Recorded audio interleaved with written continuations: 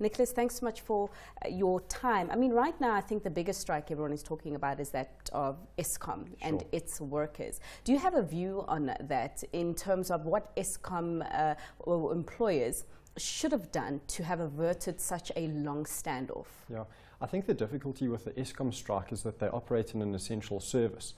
Because they're part of power generation, generally what would happen in the Eskom scenario is that they should go through an interest arbitration, which is what some international countries have done in order to resolve their disputes.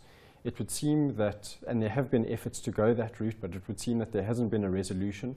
I think the tough economic climate that the country currently finds itself in is also plaguing the issue in trying to resolve the wage gap between what the parties are expecting in terms of an increase and what Eskom can really afford.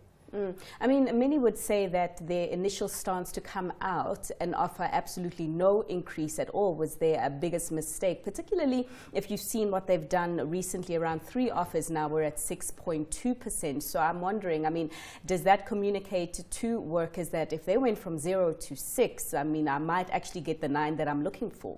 Look, I think there's always a power play between parties in a strike, and at the end of the day, it's who can hold out the longest. I think the reality and the difficulty for South Africans is that as an economy, we sit on the sidelines waiting for the dispute to be resolved.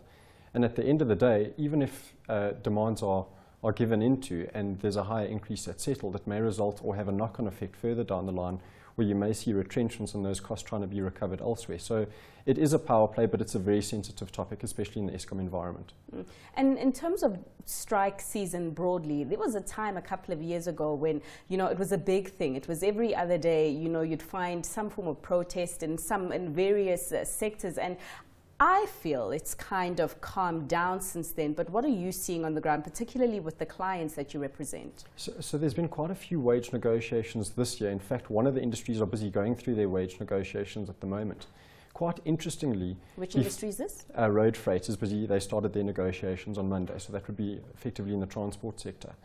And years gone by, you would have seen the moment the parties deadlocked or there was a dispute, the parties would resort to industrial action, there would be strikes, there would be lockouts, people would take to the streets. This year, especially in the chemical sector, we saw a deadlock, and that deadlock prevailed for a number of weeks, where parties continued sitting at the table and came back a number of times in order to try and resolve things. And my sense of it is that that's just a sign of the times at the moment. There are still labour disputes, there are still wage demands on the table, but parties are holding out longer than what they used to, and I think it's just a sign of the economic times currently.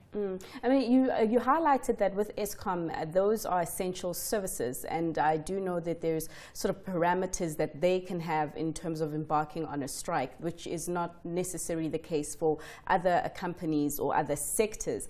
You're talking about the possibility of unprotected strikes becoming a real threat for employers. What informs this view? I think the difficulty is that because there's so much pressure on the ground, and when I say on the ground, I'm talking about at the coalface in the workplace, and because of economic times being so difficult at the moment, because we've had 2 or 3 years of big retrenchments being seen in various industries, I think there's a heightened pressure. And there is a procedure to be followed in order to engage in strike action. There is union rivalry that's going on. There's new unions, there's unions that are disappearing. And workforces are changing. So it is a volatile situation that we are seeing on the ground where you do have unprotected strikes from time to time. And I think the difficulty in South Africa is that, and it's a reality that we must all accept, strikes today are met with violence and intimidation.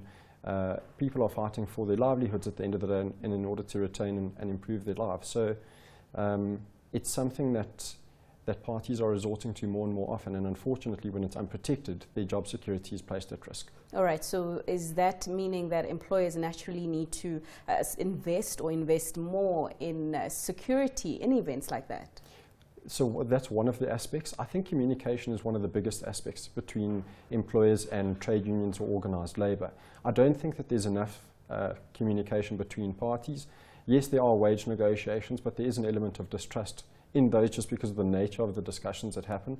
But I think very often you find that when a strike commences, the employer pulls back to their camp and the employees pull back to theirs, and there's no longer any communication. And I think that's really where things become protracted, and like in the platinum industry where you saw extended periods of strike action. So communication is one big aspect that I think employers need to look to put in place. The other aspect is to get rules of engagement. So picketing rules, it's open to parties to agree on picketing rules up front in their recognition or relationship agreements. Alternatively, the CCMA is there to put that in place so that there is some sort of accord and harmony where a strike is embarked on, that there's rules of engagement and you don't have chaos. Well, Nicholas, we will leave it there. Thanks so much for your insights. That was Nicholas Preston, a director in Cliffe, Dekker, Hofmeyr's employment practice.